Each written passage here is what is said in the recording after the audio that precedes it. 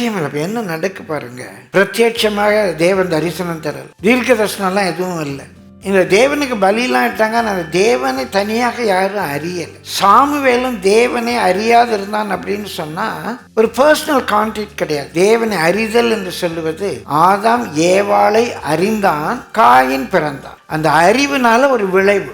அப்படி ஒரு பர்சனலாக சாமுவேல் இன்னும் தேவனை அறியலை, ஆனாலும் நல்லபடியா இருக்கான். அவனுக்குன்னு ஒரு தரிசனம் கிடைக்கல, ஆண்டவருடைய சத்தத்தை அவன் கேட்கல, ஆனாலும் ஆண்டவருக்கு பிரியமா இருக்கு. ராத்திரி தூங்கிட்டு இருக்கிறான். எங்க படுக்கிறான்? ஆலயத்தில் பெட்டி இருக்கிற இடத்துல படுக்கிறான். தூக்கத்தில் ஒரு சத்தம் கேட்கு. சாமுவேல் அந்த சத்தம் கேட்டோன்னு என்ன நினைக்கிறேன் பாருங்க. எலியா கூப்பிடுறாரு, பாஸ்டர் கூப்பிடுறாரு, ஐயா கூப்பிடுறாங்க. என்னையா அந்த இருக்கையா? ஐயா என்ன தூங்குறேன் பார்த்து கூப்பிட்டு இருக்காரு, ஒரு வேலை வெட்டி இல்லை அப்படின்னு மன்னங்கள்ல திட்டலை. உடனே எழுந்திரிச்சு ஓடுறான். என்னப்பா கூப்பிட்டீங்களா? ஐயா இல்லைப்பா நான் கூப்பிடல, போய் படுத்துக்கலாம். சரியா படுத்துக்கலாம். ரெண்டாவது சத்தம் கேட்க. எல்லி சாமுவேலே அப்படி சோம்பல் படல. அதாங்க சாமுவேல்.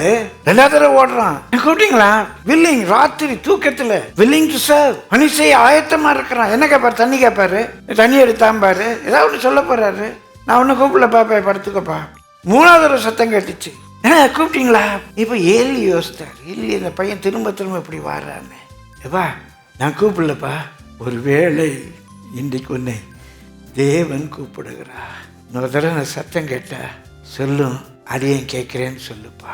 9ஆம் வசனம் வாசிங்கள். 3ஆம் அதிகாரம். சாமுவேலை நோக்கி, நீ போய் படுத்துக்கொள், உன்னை கூப்பிட்டால் அப்பொழுது நீ கர்த்தாவே சொல்லும், அடியேன் கேட்கிறேன் என்று சொல் என்றான்.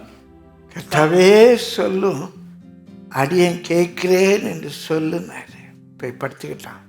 அங்கே ஏலியுடைய பிள்ளைகள் இருக்காங்க. காணிக்க ஊழியத்தை கொள்ளையடிக்கிறாங்க. பெண்களோட தப்பா பழகுறாங்க. இங்க வர்ற பெண்கள் அதுக்கு இடம் கொடுக்கறாங்க. அப்பா அம்மா கீழ்படுகிறது இல்லை. அந்த சூழ்நிலையில கூடுமானால் சின்ன அடையாளமா இன்னும் ஒரு வினாடி, ஒரு தடவை கூட உங்க நெஞ்சில வலது கையை வச்சு கத்துட்டுகள், யாரையும் பார்க்க வேண்டாம். என் பிள்ளைகள் உம்முடைய சமூகத்தில் வளரணும் ஐயா. என் பிள்ளைகள் உம்முடைய சமூகத்தில் வளரணும். எத்தனை பேர் சுற்றி இருந்தாலும் சார், எல்லாருக்கும் பிரியமாய், எல்லாவற்றுக்கும் மேலே உமக்கு பிரியமாய் ஒரு சன்னதீனம் அக்கர சுகரதீனம்.